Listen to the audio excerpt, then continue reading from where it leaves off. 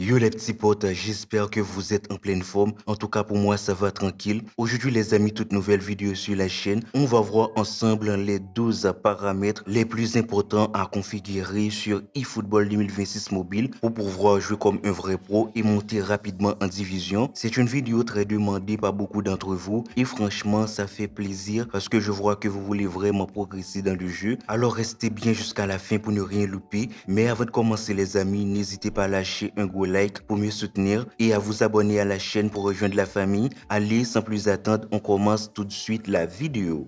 Alors les gars, on commence avec les graphismes du stade. Beaucoup de joueurs pensent que mettre les graphismes au maximum va forcément améliorer leur expérience, mais en réalité, ce n'est toujours pas une bonne idée. Si vous avez un téléphone qui n'est pas très puissant, je vous conseille clairement de mettre ça sur faible ou standard, parce qu'en mettant les graphismes sur élevé, ça peut entraîner des ralentissements, des lags ou même des bugs en plein match. En mettant ça sur faible ou standard, ça vous permet de mieux contrôler vos joueurs, de réagir plus vite et d'avoir une meilleure précision dans vos actions. Donc, adaptez toujours les graphismes à votre téléphone et ne cherchez pas seulement à avoir un jeu beau, mais surtout un jeu performant et stable.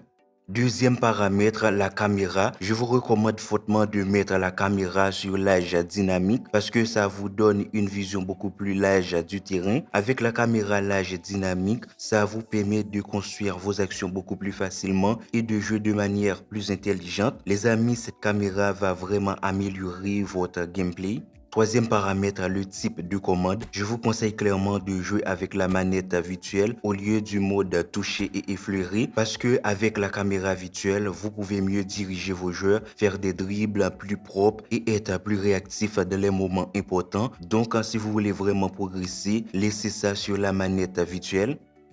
Quatrième paramètre, le stick directionnel. Je vous recommande de le mettre sur déplacer. Pourquoi? Parce que ce mode est beaucoup plus flexible et confortable, contrairement au stick fixe. Le stick déplacé apparaît directement là où vous posez votre doigt sur l'écran. Ça veut dire que vous n'avez pas besoin de chercher le joystick, ce qui vous fait gagner du temps et de la précision. Dans les moments rapides, ça peut vraiment faire la différence. Vous pouvez enchaîner les actions plus facilement et faire des mouvements plus naturels. C'est un paramètre simple mais qui améliore énormément votre confort de jeu.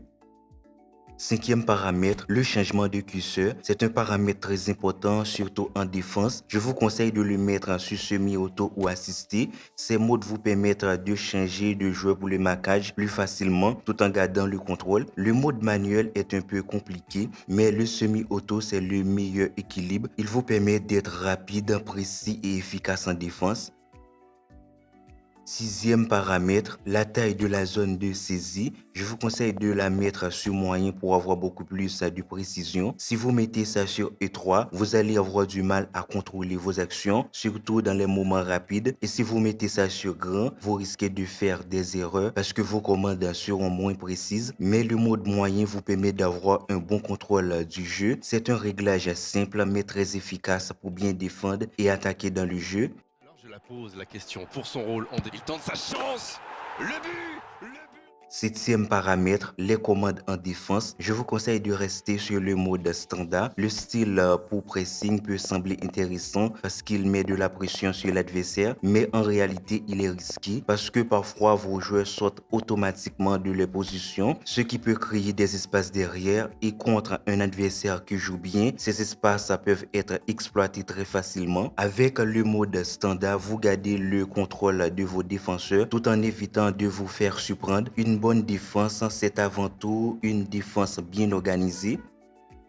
Huitième paramètre, l'indicateur de joueur suivant. Activez ce paramètre sans hésiter parce qu'il vous permet de savoir à l'avance quel joueur vous allez contrôler. Ça peut sembler simple, mais en réalité, c'est très important, surtout en défense. Ça vous permet d'anticiper vos mouvements, de mieux vous placer et de réagir plus rapidement. C'est un petit détail, mais qui peut vraiment améliorer votre gameplay.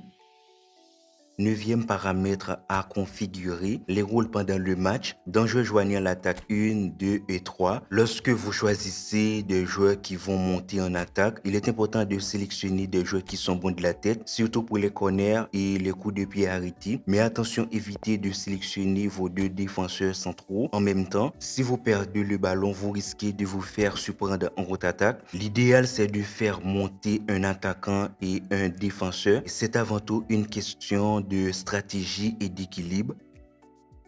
Dixième paramètre, les remplacements automatiques. Je vous conseille de désactiver ce paramètre parce que le jeu peut faire des changements à votre place sans que vous soyez d'accord. Et parfois, ces changements ne sont pas les meilleurs. Vous pouvez perdre un joueur important au mauvais moment. Donc, il vaut mieux garder le contrôle total de votre équipe et décider vous-même quand faire vos remplacements.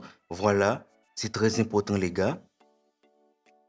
Onzième paramètre à configurer, le piège du hors-jeu. Désactivez-le car il peut faire monter automatiquement vos défenseurs au mauvais moment, ce qui peut laisser des espaces derrière face à un adversaire rapide. Vous risquez d'encaisser des buts bêtement, donc il vaut mieux gérer votre ligne défensive vous-même pour éviter ce genre de situation. Douzième et dernier paramètre à configurer, les instructions individuelles, notamment l'instruction ligne reculée. Il est très important de donner cette instruction à au moins un milieu, surtout un milieu défensif ou un milieu relayeur. En effet, ce joueur va automatiquement revenir en défense lorsque vous perdez le ballon. Cela renforce énormément votre défense et vous aide à mieux gérer les contre-attaques. Par exemple, moi, je donne cette instruction à Neymar et Xabi Alonso. À chaque fois que je perds le ballon ou lorsque l'adversaire attaque, ils seront toujours là pour soutenir la défense. C'est un réglage stratégique qui peut vraiment faire la différence dans vos matchs. Alors les amis, pensez à donner cette instruction ligne reculée à vos joueurs. Honnêtement, si vous appliquez tous ces paramètres correctement, vous allez sentir la différence directement dans vos prochains matchs. Voilà les gars, la vidéo touche à sa fin. J'espère qu'elle vous a aidé. N'hésitez pas à lâcher un gros like pour me soutenir. Pensez aussi à partager cette vidéo avec vos amis qui jouent à eFootball. Ça va vraiment les aider à progresser. Je vous invite également à rejoindre mon groupe WhatsApp ainsi que mon serveur Discord pour discuter et partager des astuces sur des jeux vidéo. Les liens sont dans la description. Et sur ce les gars, on se retrouve très bientôt pour une prochaine vidéo encore plus lourde. Prenez soin de vous et surtout continuez de vous améliorer. Allez les potes, ciao. Il récupère directement sur le dégagement. Griezmann, il allonge le jeu, il peut y aller, et ça rentre.